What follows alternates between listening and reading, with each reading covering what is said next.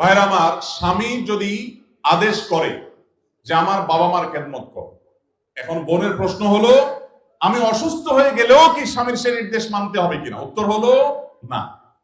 যদি এই পর্যায়ের হয় যে আপনি শ্বশুর শাশুড়ি সেবা করতে গিয়ে আপনি সুস্থ না থাকেন, এই পর্যায়ের আপনার সেবার প্রশ্ন আসে, তো আপনি নিজেকে অসুস্থ করে ফেলে তারপরে শ্বশুর শাশুড়ির খেদমত করতে হবে, এত কঠিন নির্দেশ ইসলাম আপনাকে দেয় নাই।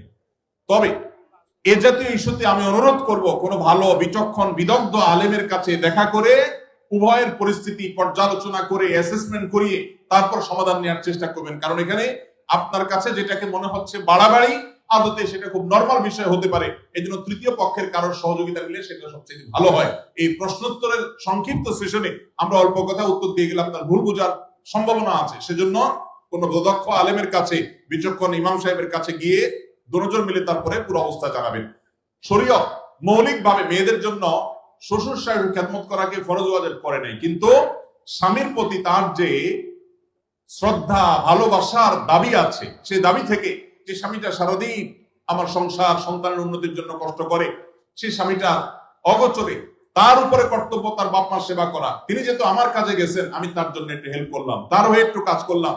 তাছাড়া মা বাবার মতো বয়সী মানুষ, তারা যখন আশেপাশে তাদের সেবা করার মানসিকতা থাকা দরকার। কিন্তু সেই সাথে এটাও ঠিক যে আমাদের সমাজে অনেক শ্বশুর শাশুড়ি আছে আস্ত জোয়ান তাগড়া সুস্থ সবল, এরপর সে আশা করে বসে থাকে বৌমা সব করে দিবে।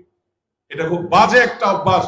অনেক শ্বশুর শাশুড়ি আছে তারা মনে করে বৌমা ঘরে আসছে মানে হলো কাজের মেয়ে ঘরে আসছে, অতএব আমাদের এটা বাই ডিফল্ট পাওনা হয়ে গেছে। এটা খুবই বাজে একটা উদাহরণ। শ্বশুর শাশুড়িদেরও আল্লাহর কাছে বিচার আছে, তারা জুলুম করলে, সীমা লঙ্ঘন করলে তাদেরও দায় আল্লাহ তাআলার কাছে থাকবে।